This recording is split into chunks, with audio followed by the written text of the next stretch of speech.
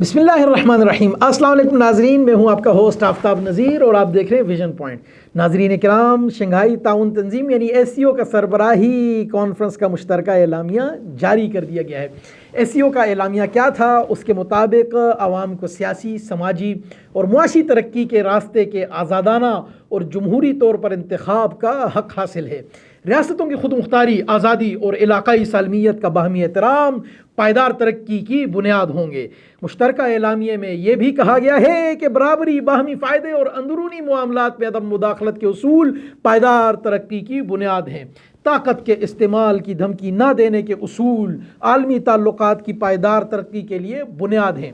عالمی اتحاد برائے منصفانہ امن، ہم آہنگی اور ترقی کے لیے UN جنرل اسمبلی سے قرارداد کی منظوری کی تجویز کو بھی فروغ دیا جائے گا۔ شنگھائی تعاون تنظیم کے اندر انسانیت دوست تعاون کی ترقی میں مختلف مراکز کی خدمات کا اعتراف اور ممالک کے درمیان اختلافات و تنازعات بات چیت اور مشاورت کے ذریعے حل کرنے کا بھی اعادہ کیا گیا۔ اعلامیے کے مطابق SCO سیکریٹریٹ کی رپورٹ اور 2025 کے بجٹ کی منظوری دے دی گئی۔ SCO رکن ممالک کے سربراہان حکومت کا اگلا اجلاس 2025 میں روس میں ہوگا۔ SCO کے اعلامیے میں کہا گیا ہے کہ سیاست، سلامتی، تجارت، معیشت، مالیات اور سرمایہ کاری کے شعبوں میں تعاون کو مزید فروغ دیں گے۔ بین الاقوامی تجارت میں رکاوٹیں سرمایہ کاری کے بہاؤ میں کمی غیر یقینی صورتحال کا باعث بن رہی ہے۔ سپلائی چینز کی خلل عالمی مالیاتی منڈیوں میں غیر یقینی صورتحال کا باعث بن رہی ہیں۔ تحفظاتی تجارتی اقدامات کا مقابلہ کرنے کی مشترکہ کوششیں بھی جاری رکھی جائیں گی۔ اجلاس میں زرعی تعاون کے فروغ کے پروگرام کی منظوری اور زرعی تجارت میں اضافہ ضروری قرار دیا گیا، جبکہ عالمی غذائی تحفظ، غذائیت میں بہتری اور تحقیقاتی تعاون کی ضرورت پر زور دیا گیا ہے۔ SCO اراکین نے بیلاروس بین الاقوامی زرعی نمائش میں شرکت کی تجویز بھی پیش کی اور روایتوں، ثقافتوں اور تہذیبوں کے تنوع کے احترام کے عزم کا بھی اعادہ کیا۔ مشترکہ اعلامیے کے مطابق تعلیم، ثقافت، سیاحت اور کھیل میں تعاون کے فروغ پر زور دیا گیا اور SCO ممالک کے درمیان سلک روڈ فٹسال ٹورنامنٹ کی تجویز پیش کی گئی۔ SCO کے اجلاس میں نوجوانوں کی پالیسی میں تعاون پر SCO یوتھ کونسل کے اقدامات کا بھی اعتراف کیا گیا۔ سائنس اور ٹیکنالوجی میں دلچسپی رکھنے والے پروگرامز کی ترجیح پر زور دیا گیا۔ اجلاس میں اسٹارٹ اپس اور انوویشنز کی عالمی مقابلہ آرائی میں مقام بڑھانے کی ضرورت اور مصنوعی ذہانت کے لیے نئے تحقیقاتی منصوبوں کی مشترکہ کاوشوں پر بھی زور دیا گیا ہے۔ مشترکہ اعلامیے کے مطابق اجلاس میں اتفاق کیا گیا کہ یک طرفہ پابندیوں کا نفاذ بین الاقوامی قانون کے اصولوں سے مطابقت نہیں رکھتا۔ یک طرفہ پابندیوں کے نفاذ کا تیسرے ممالک اور عالمی اقتصادی تعلقات پر منفی اثر پڑتا ہے۔ روس، Tajikistan, Uzbekistan, Belarus, Iran, Kazakhstan, Kyrgyzstan, Pakistan اور چین کے ون بیلٹ ون روڈ اقدام کی حمایت کا اعادہ کیا گیا۔ اجلاس میں رابطے کے فروغ اور مؤثر ٹرانسپورٹ کوریڈور کی ترقی کے لیے تعاون، SCO رکن ممالک کے وزرائے ٹرانسپورٹ کے اجلاس کے نتائج کا اعتراف اور بین الحکومتی معاہدے برائے بین الاقوامی نقل و حرکت کی حمایت کا اعلان کیا گیا۔ مشترکہ اعلامیے کے مطابق اجلاس میں متعلقہ وزارتوں کو ڈیجیٹل تبدیلی اور جدت کے لیے اقدامات کی ہدایت اور ماسکو میں SCO ریلوے ایڈمنسٹریشنز کے سربراہان کی میٹنگ کی پذیرائی، جبکہ ریلوے صنعت میں جدید اور ڈیجیٹل ٹیکنالوجیز کے استعمال کی حمایت کی گئی۔ اس کے علاوہ اجلاس سے وزیر اعظم شہباز شریف نے بھی خطاب کیا اور ان کا کہنا تھا کہ عالمی برادری افغانستان میں انسانی بنیادوں پر امداد پر توجہ دے۔ افغان سرزمین کا دہشت گردی کے لیے استعمال روکنا ہوگا۔ پاکستان پرامن، مستحکم اور خوشحال افغانستان کا خواہاں ہے۔ وزیر اعظم شہباز شریف نے اجلاس سے افتتاحی خطاب کرتے ہوئے کہا کہ شنگھائی تعاون تنظیم کا اجلاس ہمارے لیے اعزاز ہے۔ شہباز شریف صاحب کا یہ بھی کہنا تھا کہ SCO ممالک دنیا کی 40% آبادی کو ریپریزنٹ کر رہے ہیں۔ پائیدار ترقی کے لیے علاقائی تعاون اور روابط کا فروغ ضروری ہے۔ انہوں نے کہا کہ معاشی ترقی، استحکام اور خوشحالی کے لیے مل کر آگے بڑھنا ہوگا۔ ہم نے اپنے لوگوں کو بہتر معیار زندگی اور سہولتیں فراہم کرنی ہیں۔ وزیر اعظم کا کہنا تھا کہ یقین ہے کہ اجلاس میں سے حاصل گفتگو کے دور رس نتائج ملیں گے۔ عالمی منظرنامے میں تبدیلی اور ارتقاء کا سامنا کر رہے ہیں۔ موجودہ صورتحال اجتماعی اقدامات کی متقاضی ہے۔ مزید برآں جناب وزیر اعظم شہباز شریف نے SCO سے خطاب کرتے ہوئے کہا کہ اجلاس کے رکن ممالک کے ساتھ تعلقات فروغ کا موقع فراہم کرے گا۔ ہمیں اجتماعی دانش کو بروئے کار لاتے ہوئے آگے بڑھنا ہے۔ شہباز شریف صاحب کا یہ بھی کہنا تھا کہ پاکستان خطے میں امن و استحکام چاہتا ہے۔ تجارتی روابط کے فروغ کے لیے کاوشیں بہت ضروری ہیں۔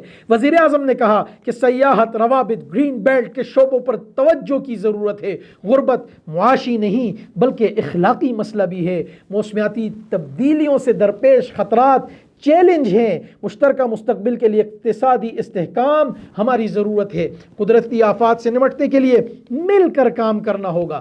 اس کے علاوہ معاشی استحکام کی بات کرتے ہوئے جناب جے شنکر صاحب جو کہ ہندوستان کے وزیر خارجہ تھے، انہوں نے بھی بات کی۔ جناب وزیر خارجہ جے شنکر صاحب کا کہنا تھا کہ پاکستان کو SCO کی صدارت سنبھالنے پر مبارکباد پیش کرتا ہوں۔ SCO سربراہی کانفرنس سے خطاب کرتے ہوئے بھارتی وزیر خارجہ جے شنکر کا مزید یہ کہنا تھا کہ بھارت نے صدارت کو کامیاب بنانے کے لیے اپنی مکمل حمایت فراہم کی۔ جے شنکر صاحب کا یہ بھی کہنا تھا کہ ہم ایک ایسے وقت میں مل رہے ہیں جب دنیا بھر میں حالات پیچیدہ ہیں، دو بڑے تنازعات جاری ہیں جن کے عالمی اثرات مختلف ہیں۔ انہوں نے کہا کہ کووڈ نے ترقی پذیر ممالک کو سخت نقصان پہنچایا ہے۔ شدید موسمی واقعات، سپلائی چین کی غیر یقینی صورتحال اور مالیاتی عدم استحکام ترقی کی راہ میں رکاوٹ حائل کرتے ہیں۔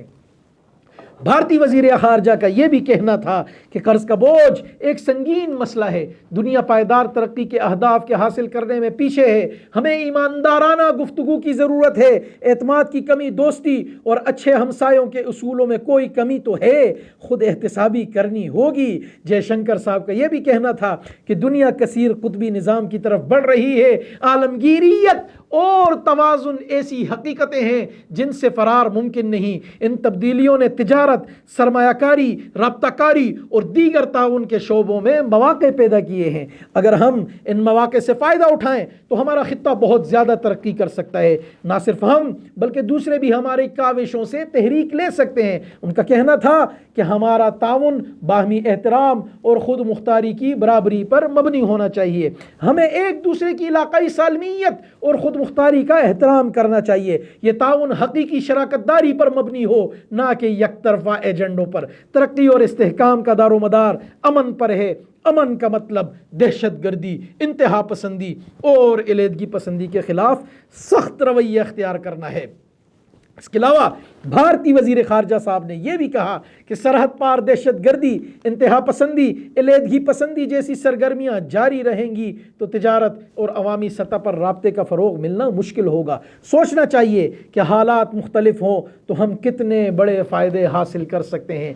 آج اسلام آباد میں ہمارے ایجنڈے سے ہمیں ان امکانات کی ایک جھلک ملتی ہے۔ انہوں نے کہا کہ صنعتی تعاون سے مسابقت میں اضافہ ہو سکتا ہے اور روزگار کے مواقع بھی بڑھ سکتے ہیں۔